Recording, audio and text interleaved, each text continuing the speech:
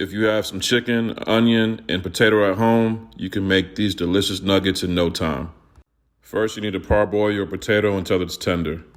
In your food processor, add your boneless, skinless chicken breast, onion, and that potato.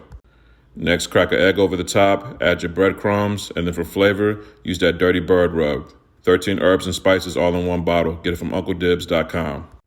Blend until everything's well combined and you get a nice, sticky texture. Next, use your hands to shape your nuggets. You can make them any shape or size you want, just make sure they're all the same size so they cook at the same time. Preheat your oil to 300 to 325 degrees, and then I'm going to fry these for 3 to 4 minutes on each side. Now listen, I know you can hit the drive-thru and get 1,000 nuggets for like $5, but when it's that cheap, something's wrong, man. We got to get back up in the kitchen. Your kids are going to love this, and you're going to love making it for them too. To get this full recipe, hit the link in my bio or UncleDibs.com.